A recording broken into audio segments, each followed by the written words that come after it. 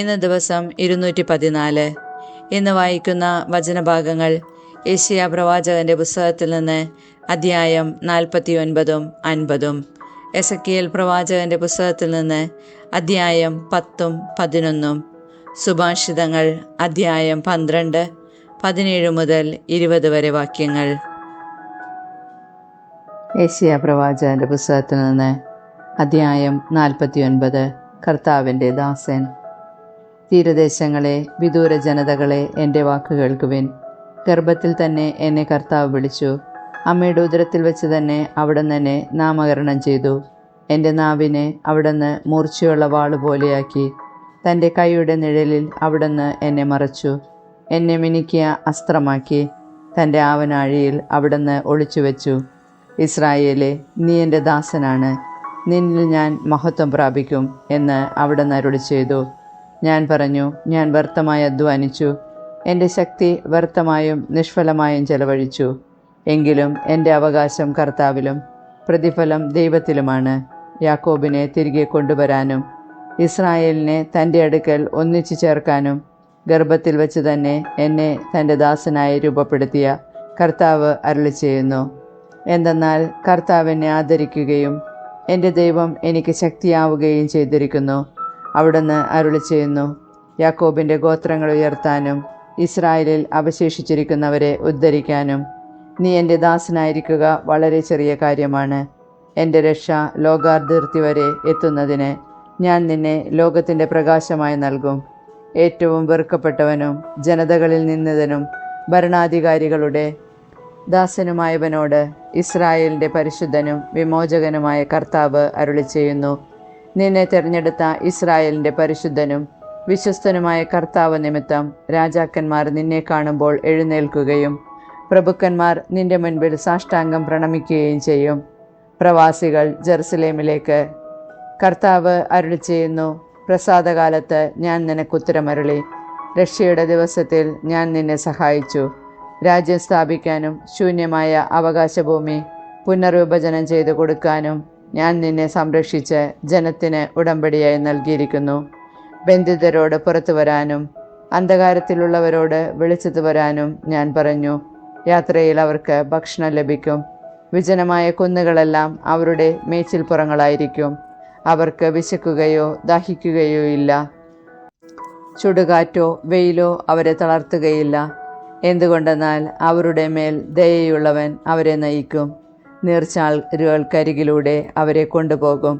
മലകളെ ഞാൻ വഴിയാക്കി മാറ്റും. രാജവീഥികൾ ഉയർത്തും. അങ്ങ് ദൂരെ നിന്ന്, വടക്കു നിന്നും പടിഞ്ഞാറ് നിന്നും സിയോൻ ദേശത്തു നിന്നും അവൻ വരും. ആകാശമേ, ആനന്ദഗാനം ആലപിക്കുക. ഭൂമിയെ ആർത്തു വിളിക്കുക. മലകളെ ആർത്തു പാടുക. കർത്താവ് തൻ്റെ ജനത്തെ ആശ്വസിപ്പിച്ചിരിക്കുന്നു. ദുരിതമനുഭവിക്കുന്ന തൻ്റെ ജനത്തോട് അവിടുന്ന് കരുണ കാണിക്കും. എന്നാൽ സിയോൻ പറഞ്ഞു, കർത്താവ് എന്നെ ഉപേക്ഷിച്ചു. എൻ്റെ കർത്താവ് എന്നെ മറന്നുകളഞ്ഞു. മുല കുടിക്കുന്ന കുഞ്ഞിനെ അമ്മയ്ക്ക് മറക്കാനാവുമോ? പുത്രനോട് പെറ്റമ്മ കരുണ കാണിക്കാതിരിക്കുമോ? അവൾ മറന്നാലും ഞാൻ നിന്നെ മറക്കുകയില്ല. ഇതാ, നിന്നെ ഞാൻ എൻ്റെ ഉള്ളം കൈയിൽ രേഖപ്പെടുത്തിയിരിക്കുന്നു. നിന്റെ മതിലുകൾ എപ്പോഴും എൻ്റെ മുൻപിലുണ്ട്. നിന്റെ നിർമ്മാതാക്കൾ നിന്നെ നശിപ്പിച്ചവരേക്കാൾ വേഗമുള്ളവരാണ്. നിന്നെ വിജനമാക്കിയവർ നിന്നിൽ നിന്ന് അകന്നുപോയിരിക്കുന്നു. ചുറ്റും നോക്കുക, അവർ ഒന്നു ചേർന്ന് നിന്റെ അടുക്കൽ വരുന്നു. കർത്താവായ ഞാൻ ശപഥം ചെയ്യുന്നു, നീ അവരെ ആഭരണമായി അണിയും. വധുവിനെ പോലെ നീ അവരെ നിന്നോട് ചേർക്കും. നിന്റെ പാഴ്നിലങ്ങളും വിജനദേശങ്ങളും കൊള്ളയടിക്കപ്പെട്ട സ്ഥലങ്ങളും അധിവാസത്തിന് തികയുകയില്ല. നിന്നെ വിഴുങ്ങിയവർ അകന്നു പോകും. സന്താനങ്ങൾ നഷ്ടപ്പെട്ടെന്നോർത്ത് ദുഃഖിക്കുന്ന നിന്നോട് അവർ തിരിച്ചുവന്ന് പറയും, ഈ സ്ഥലം എനിക്ക് പോരാ, എനിക്ക് വസിക്കാൻ ഇടം തരിക. അപ്പോൾ നീ ഹൃദയത്തിൽ പറയും, വന്ധ്യയും പുത്രഹീനയും പ്രവാസിനിയും പര്യക്തിയുമായിരുന്ന എനിക്ക് ഇവർ എങ്ങനെ ജനിച്ചു? ആര് ഇവരെ വളർത്തി? ഞാൻ ഏകാകിനിയായിരുന്നിട്ടും ഇവർ എവിടെ നിന്ന് വന്നു? ദൈവമായ കർത്താവ് അരുളി ചെയ്യുന്നു, ജനതകൾക്ക് നേരെ ഞാൻ കരമുയർത്തുകയും അവർക്ക് അടയാളം കൊടുക്കുകയും ചെയ്യും. അവർ നിന്റെ പുത്രന്മാരെ മാറിലണച്ചും പുത്രിമാരെ തോളിലേറ്റിയും കൊണ്ടുവരും. രാജാക്കന്മാർ നിന്റെ വളർത്തുപിതാക്കന്മാരും രാജ്ഞിമാർ വളർത്തമ്മമാരുമായിരിക്കും. അവർ നിന്നെ സാഷ്ടാംഗം വണങ്ങുകയും നിന്റെ കാലിലെ പൊടി നക്കുകയും ചെയ്യും. ഞാനാണ് കർത്താവെന്ന് അപ്പോൾ നീ അറിയും. എനിക്ക് വേണ്ടി കാത്തിരിക്കുന്നവർ ലജ്ജിതരാവുകയില്ല. ശക്തനിൽ നിന്ന് ഇരയെയോ സ്വേച്ഛാധിപതിയിൽ നിന്ന് അടിമകളെയോ വിടുവിക്കാൻ കഴിയും. കർത്താവ് അരുളി ചെയ്യുന്നു, ശക്തനിൽ നിന്ന് അടിമകളെ വിടുവിക്കുകയും സ്വേച്ഛാധിപതിയിൽ നിന്ന് ഇരയെ രക്ഷിക്കുകയും ചെയ്യും. എന്തെന്നാൽ നിന്നോട് പോരാടുന്നവരോട് ഞാൻ പോരാടുകയും നിന്റെ മക്കളെ രക്ഷിക്കുകയും ചെയ്യും. നിന്നെ മർദ്ദിക്കുന്നവർ സ്വന്തം മാംസം ഭക്ഷിക്കാൻ ഞാൻ ഇടവരുത്തും. വീഞ്ഞുകൊണ്ടെന്ന പോലെ സ്വന്തം രക്തം കുടിച്ച് അവർക്ക് മത്തുപിടിക്കും.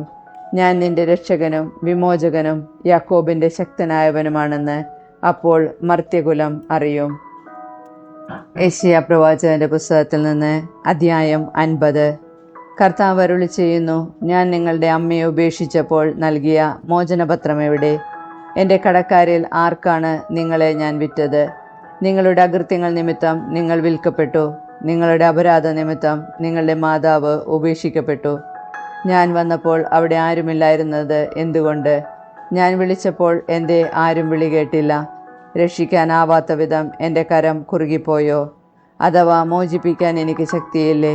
എൻ്റെ കൽപ്പനയാൽ ഞാൻ കടൽ വറ്റിക്കുകയും നദികളെ മരുഭൂമിയാക്കുകയും ചെയ്യുന്നു. ജലം ലഭിക്കാതെ അവയിലെ മത്സ്യങ്ങൾ ചത്തു ചെയ്യുന്നു. ഞാൻ ആകാശത്തെ അന്ധകാരം ഉടുപ്പിക്കുന്നു, ചാക്കുവസ്ത്രം കൊണ്ട് അതിനെ ആവരണം ചെയ്യുന്നു. കർത്താവിൻ്റെ ദാസൻ. പരീക്ഷണന് ആശ്വാസം നൽകുന്ന വാക്ക്. ദൈവമായ കർത്താവ് എന്നെ ശിഷ്യനെയെന്ന പോലെ അഭ്യസിപ്പിച്ചു. പ്രഭാതം തോറും അവിടുന്ന് തൻ്റെ കാതുകളെ ശിഷ്യനെയെന്ന പോലെ ഉണർത്തുന്നു. ദൈവമായ കർത്താവ് എൻ്റെ കാതുകൾ തുറന്നു. ഞാൻ എതിർക്കുകയോ പിന്മാറുകയോ ചെയ്തില്ല. അടിച്ചവർക്ക് പുറവും താടിമീശ പറിച്ചവർക്ക് കവിളുകളും ഞാൻ കാണിച്ചു കൊടുത്തു. നിന്നയിൽ നിന്നും തുപ്പലിൽ നിന്നും ഞാൻ മുഖം തിരിച്ചില്ല. ദൈവമായ കർത്താവ് എന്നെ സഹായിക്കുന്നതിനാൽ ഞാൻ പതറുകയില്ല. ഞാൻ എൻ്റെ മുഖം ശിലാതുല്യമാക്കി എനിക്ക് ലജ്ജിക്കേണ്ടി വരികയില്ലെന്ന് ഞാൻ അറിയുന്നു. എനിക്ക് നീതി നടത്തിത്തരുന്നവൻ എൻ്റെ അടുത്തുണ്ട്. ആരുണ്ട് എന്നോട് മത്സരിക്കാൻ? നമുക്ക് നേരിടാം. ആരാണ് എൻ്റെ എതിരാളി? അവൻ അടുത്ത് വരട്ടെ. ദൈവമായ കർത്താവ് എന്നെ സഹായിക്കുന്നു. ആരെന്നെ കുറ്റം വിധിക്കും? അവരെല്ലാം വസ്ത്രം പോലെ പഴുകിപ്പോകും. ഇരട്ടവാലൻ അവരെ കരണ്ട് തിന്നും. നിങ്ങളിൽ ആരാണ് കർത്താവിനെ ഭയപ്പെടുകയും അവിടുത്തെ ദാസൻ്റെ വാക്ക് അനുസരിക്കുകയും ചെയ്യുന്നത്? പ്രകാശമില്ലാതെ അന്ധകാരത്തിൽ നടന്നിട്ടും കർത്താവിൻ്റെ നാമത്തിൽ ആശ്രയിക്കുകയും തൻ്റെ ദൈവത്തിൽ അഭയം തേടുകയും ചെയ്യുന്നവൻ തന്നെ തീ കൊളുത്തുകയും തീക്കൊള്ളികൾ മിന്നിക്കുകയും ചെയ്യുന്നവരെ, നിങ്ങൾ കൊളുത്തിയ തീയുടെയും മിന്നിച്ച തീക്കൊള്ളിയുടെയും പ്രകാശത്തിൽ സഞ്ചരിച്ചു കൊള്ളുവിൻ. നിങ്ങൾ പീഡനമേറ്റ് തളർന്നു കിടക്കും. ഇതാണ് ഞാൻ തരുന്ന പ്രതിഫലം. എസെക്കിയേൽ പ്രവാചകന്റെ പുസ്തകത്തിൽ നിന്ന് അധ്യായം 10.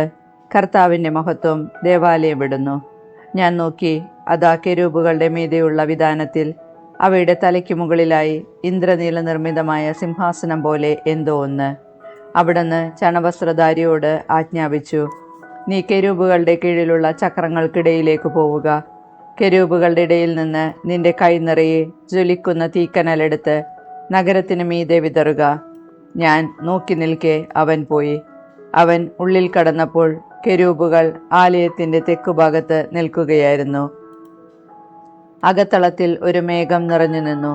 കർത്താവിൻ്റെ മഹത്വം കെരൂബുകളിൽ നിന്ന് ഉയർന്ന് ആലയത്തിൻ്റെ പടിവാതിൽക്കലേക്ക് പോയി. ആലയം മുഴുവൻ മേഘത്താൽ നിറഞ്ഞു. അങ്കണമാകെ കർത്താവിൻ്റെ മഹത്വത്തിൻ്റെ ശോഭയാൽ പൂരിതമായി. സർവശക്തനായ ദൈവം സംസാരിക്കുമ്പോഴുള്ള സ്വരം പോലെ കെരൂബുകളുടെ ചിറകടി ശബ്ദം പുറത്തെ അങ്കണം വരെ കേൾക്കാമായിരുന്നു.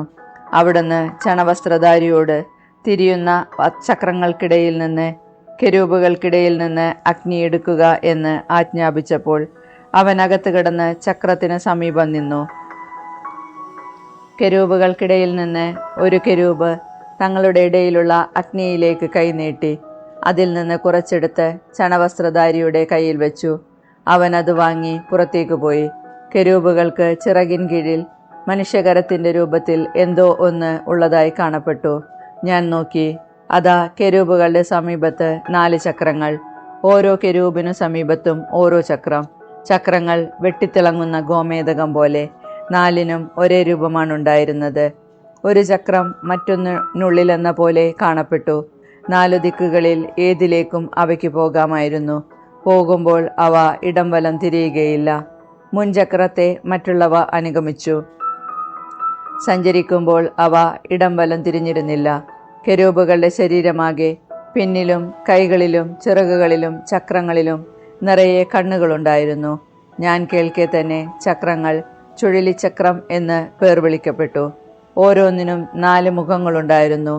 ഒന്നാമത്തെ മുഖം കെരൂബിൻ്റേതുപോലെ, രണ്ടാമത്തേത് മനുഷ്യൻ്റേതുപോലെ, മൂന്നാമത്തേത് സിംഹത്തിൻ്റേതുപോലെ, നാലാമത്തേത് കഴുകൻ്റേതുപോലെ. കെരൂബുകൾ മുകളിലേക്കുയർന്നു. കേബാർ നദീതീരത്ത് വച്ച് ഞാൻ ദർശിച്ച ജീവികൾ തന്നെയാണ് ഇവ. കെരൂബുകൾ പോയപ്പോൾ ചക്രങ്ങൾ അവയോട് ചേർന്നുപോയി. കെരൂബുകൾ ഭൂമിയിൽ നിന്നുയരാനായി ചിറകുകൾ പൊക്കിയപ്പോൾ ചക്രങ്ങൾ അവയിൽ നിന്ന് വേർപെട്ടില്ല. കെരൂബുകൾ നിശ്ചലരായപ്പോൾ ചക്രങ്ങളും നിശ്ചലമായി. കെരൂബുകൾ ഉയർന്നപ്പോൾ ചക്രങ്ങളും ഒപ്പമുയർന്നു. കാരണം ആ ജീവികളുടെ ആത്മാവ് അവയിലുണ്ടായിരുന്നു. കർത്താവിൻ്റെ മഹത്വം ആലയത്തിൻ്റെ പടിവാതിൽക്കൽ നിന്ന് പുറപ്പെട്ട് കെരൂബുകളുടെ മീതെ നിന്നു. ഞാൻ നോക്കി നിൽക്കെ കെരൂബുകൾ ചിറകുകൾ വിടർത്തി ഭൂമിയിൽ നിന്ന് ഉയർന്നു. അവ പോയപ്പോൾ സമീപത്തായി ചക്രങ്ങളും ഉണ്ടായിരുന്നു. കർത്താവിൻ്റെ ആലയത്തിൻ്റെ കിഴക്കേ കവാടത്തിങ്കൽ അവ നിന്നു. ഇസ്രായേലിൻ്റെ ദൈവത്തിൻ്റെ മഹത്വം അവയുടെ മുകളിൽ നിലകൊണ്ടു. കേബാർ നദീതീരത്ത് വച്ച് ഇസ്രായേലിൻ്റെ ദൈവത്തിൻ്റെ കീഴിലായി ഞാൻ കണ്ട ജീവികൾ തന്നെയാണ് ഇവ. ഇവ കെരൂബുകളാണെന്ന് ഞാൻ മനസ്സിലാക്കി. ഓരോന്നിനും 4 മുഖങ്ങളും 4 ചിറകുകളും ഉണ്ടായിരുന്നു. ചിറകുകൾക്ക് കീഴിൽ മനുഷ്യകരങ്ങൾക്ക് സദൃശ്യമായ രൂപവും. കേബാർ നദീതീരത്ത് വച്ച് ഞാൻ കണ്ട ജീവികളുടെ മുഖത്തിൻ്റെ രൂപം തന്നെയായിരുന്നു ഇവയുടെ മുഖത്തിനും. അവ ഓരോന്നും നേരെ മുൻപോട്ട് പോയി. എസെക്കിയേൽ പ്രവാചകന്റെ പുസ്തകത്തിൽ നിന്ന് അധ്യായം 11. നേതാക്കന്മാർക്ക് ശിക്ഷ. ആത്മാവ് എന്നെ ഉയർത്തി കർത്താവിൻ്റെ ആലയത്തിൻ്റെ കിഴക്കേ കവാടത്തിലേക്ക് കൊണ്ടുവന്നു. അതാ അവിടെ 25 പേർ. ജനപ്രമാണികളായ ആസൂറിൻ്റെ പുത്രൻ എസാനിയായെയും ബെനായുടെ പുത്രൻ പെലാത്തിയായെയും അവരുടെ ഇടയിൽ ഞാൻ കണ്ടു. അവിടുന്ന് എന്നോട് അരുളി ചെയ്തു, മനുഷ്യപുത്ര, ഇവരാണ് പട്ടണത്തിൽ ദുഷ്കൃത്യങ്ങൾക്ക് കളമൊരുക്കുകയും ദുരുപദേശങ്ങൾ നൽകുകയും ചെയ്യുന്നവർ. അവർ പറയുന്നു, നാം വീട് പണിയേണ്ട സമയമായിട്ടില്ല. ഈ നഗരം കുട്ടകവും നാം മാംസവുമാണ്. ആകയാൽ പ്രവചിക്കുക, മനുഷ്യപുത്ര, അവർക്കെതിരായി പ്രവചിക്കുക. കർത്താവിൻ്റെ ആത്മാവ് എൻ്റെ മേൽ വന്ന് എന്നോട് കൽപ്പിച്ചു. കർത്താവ് അരുളി ചെയ്യുന്നുവെന്ന് പറയുക. ഇസ്രായേൽ ഭവനമേ, നിങ്ങളിങ്ങനെ വിചാരിക്കുന്നു. നിങ്ങളുടെ മനസ്സിലുദിക്കുന്നതെല്ലാം ഞാൻ അറിയുന്നു. ഈ നഗരത്തിൽ നിങ്ങൾ എണ്ണമറ്റ വിധം നടത്തി. മൃതശരീരങ്ങൾ കൊണ്ട് നഗരവീഥികൾ നിങ്ങൾ നിറച്ചു. ദൈവമായ കർത്താവ് അരുളി ചെയ്യുന്നു, നിങ്ങൾ നഗരമധ്യത്തിൽ കൊന്നിട്ടിരിക്കുന്നവരാണ് മാംസം. ഈ നഗരമാണ് കുട്ടകം. എന്നാൽ നിങ്ങളെ ഞാൻ അതിൻ്റെ മധ്യത്തിൽ നിന്ന് പുറത്തു കൊണ്ടുവരും. നിങ്ങൾ വാളിനെ ഭയപ്പെടുന്നു. ഞാൻ നിങ്ങളുടെ ഇടയിൽ വാൾ വീഴ്ത്തും. ദൈവമായ കർത്താവാണ് ഇത് പറയുന്നത്. നിങ്ങളെ ഞാൻ നഗരമധ്യത്തിൽ നിന്ന് പുറത്തു കൊണ്ടുവന്ന് വിദേശീയരുടെ കയ്യിലേൽപ്പിക്കും. നിങ്ങളുടെ മേൽ എൻ്റെ ശിക്ഷാവിധി ഞാൻ നടപ്പിലാക്കും. നിങ്ങൾ വാളിനിരയാകും. ഇസ്രായേലിൻ്റെ അതിർത്തിയിൽ വച്ച് നിങ്ങളെ ഞാൻ വധിക്കും. ഞാനാണ് കർത്താവെന്ന് അപ്പോൾ നിങ്ങളറിയും. ഈ നഗരം നിങ്ങൾക്ക് കുട്ടകമായിരിക്കുകയില്ല, നിങ്ങളതിലെ മാംസവുമായിരിക്കുകയില്ല. നിങ്ങളെ ഞാൻ ഇസ്രായേലിൻ്റെ അതിർത്തിയിൽ വെച്ച് വിധിക്കും.